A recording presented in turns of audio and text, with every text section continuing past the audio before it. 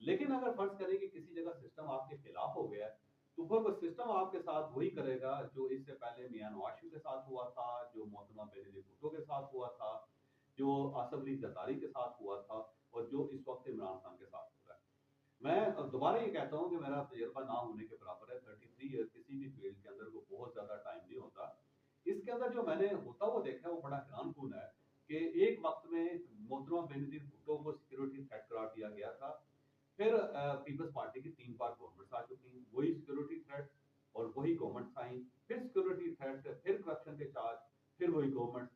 اور اس کے ساتھ ساتھ جو شریف فیملی ہے اس کی چوتھی گورنمنٹ ہے، بلکہ 5ویں گورنمنٹ ہے، اور ہر بار میاں نواز شریف کو کرپٹ بھی قرار دیا گیا، اس کے خلاف کیس بھی بنے، ایون ہائی جیکنگ کا کیس بھی بنا،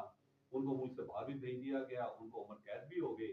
اور اس کے بعد پھر میاں نواز شریف اور ان کی فیملی جو اقتدار میں ہے۔ تو جب بھی کوئی شخص یہ کہتا ہے نا جی کہ بس یہ فائنل ہے اور یہ لوگ جو ہیں مجھ دشمن ہیں اور ان کی واپسی نہیں ہو سکی، یا جنرل پرویز مشرف صاحب کہتے تھے اور مائی ڈیڈ باڈی، اور اس کے بعد کیا ہوتا ہے، اس کے بعد پھر وہی آدمی آ جاتا ہے۔ تو عمران خان صاحب جو ہے اس وقت جیل میں ہے، آج کا لمحہ موجود، آج کی ریئلٹی یہ ہے کہ عمران خان صاحب جیل میں ہیں، لیکن کیا وہ جیل کے اندر ہی رہیں گے، کیا یہ سزائیں جو ہیں سسٹین کر سکیں گی یا نہیں کر سکیں گی، اس کا فیصلہ ٹائم کرے گا۔ لہذا میں اس چیز کو بائے کرنے کے لیے قطعاً تیار نہیں ہوں کہ عمران خان صاحب کا کیریئر ختم ہو گیا، کیونکہ یہاں پہ کچھ بھی ہو سکتا ہے۔